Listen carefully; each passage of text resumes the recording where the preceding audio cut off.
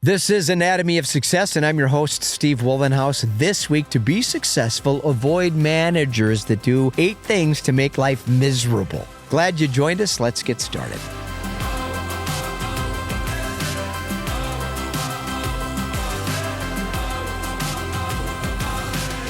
Welcome to Anatomy of Success, where each week we talk about my 4 tenets of equanimity, better health, healthy relationships, healthy intimate relationships, and more satisfying work. This week, of course, it's related to the work topic. Now, those 4 categories have all sorts of things that we can concentrate on every day to elevate life satisfaction, things we can be proactive about. Please subscribe to our YouTube channel and find our audio podcast. Subscribe there as well. Head over to weatherology.com, grab the Weatherology mobile app under About Us. You'll find me at the top of that page, links to the social media accounts that I maintain.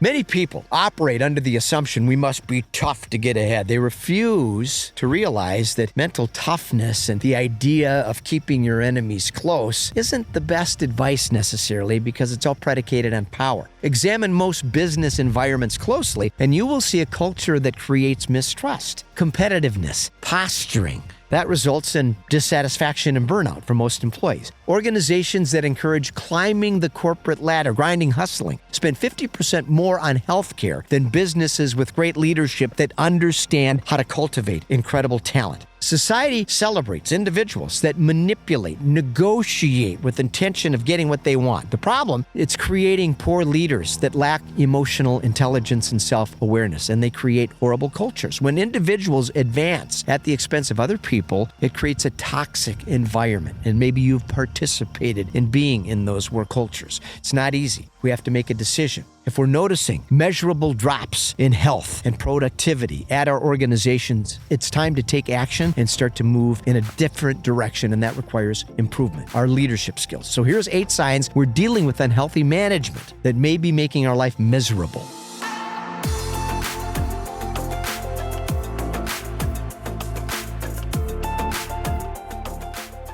Long hours. Research shows long hours aren't the answer for extracting the most productivity out of people. However, most organizations still push this idea that we have to drive people so hard to get the very most from them. What happens is burnout, usually. Driving people too hard, that's a great way to drive people away. Emotionally deficient. Many leaders lack self-awareness and emotional intelligence. It's a fact. They have no empathy and lack compassion. If your leadership neglects to offer emotional support, people feel unheard and unappreciated. Being strong doesn't require being devoid of emotions. Great leaders recognize when the people they serve need support, and they provide it. Great leaders leave their job because of leaders that are oftentimes highly ineffective. Turnover is the product of poor leadership. Celebrate. Poor leaders often fail to celebrate success. They are so preoccupied with the results they expect from other people based on performance expectations. We have to move in the direction of understanding praise is critically important and offer that indiscriminately to people.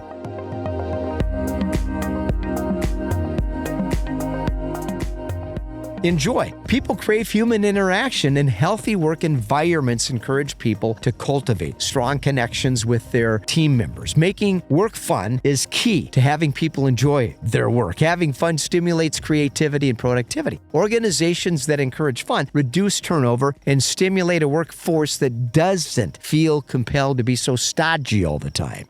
Rules. The structure is good, and most people require structure in an organization. However, when we take it to the extreme and we have so many rules, it prevents spontaneity or people from expressing their opinions and communicating more openly. Then those rules start to become restrictions that high achievers don't respond favorably to. Great leadership needs to show a way for people to bend the rules in favor of having a more open work environment.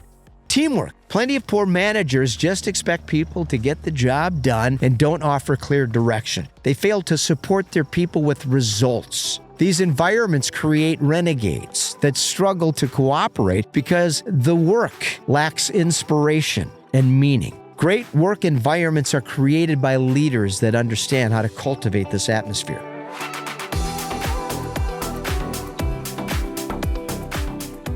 Coach. Great leaders are wonderful mentors and exceptional coaches. They also encourage people to pursue their passions and cultivate creativity. Talented people crave independence and desire flexibility in their approach to getting their quality work done. Many of the best ideas in business come from people that are being creative in our organizations. We have to stimulate that flow each and every day to increase work satisfaction. Hearing. Poor leaders lack good listening skills, and it's very prevalent. 85% of leaders listen poorly, despite their efforts to convince us they're great listeners. Listening to understand requires effort, and great leaders recognize the importance of listening well to ensure great communication. Great leaders are approachable and encourage transparency, trust, and honesty. Now, we talked about some things today as far as work environments are concerned. You may be in one where you're witnessing this type of deficiency. These are all signs that give us some indication that maybe it's time to move on or have difficult conversations with people in leadership positions to try to improve the work environment. If you can't, maybe time to move on. And these are all tips that can help us if we're in leadership positions to be better. Share your thoughts in the comment section below. I'm Steve Wohlenhaus. This is Anatomy of Success. Until next week, let's stay focused, let's stay positive, and let's stay optimistic.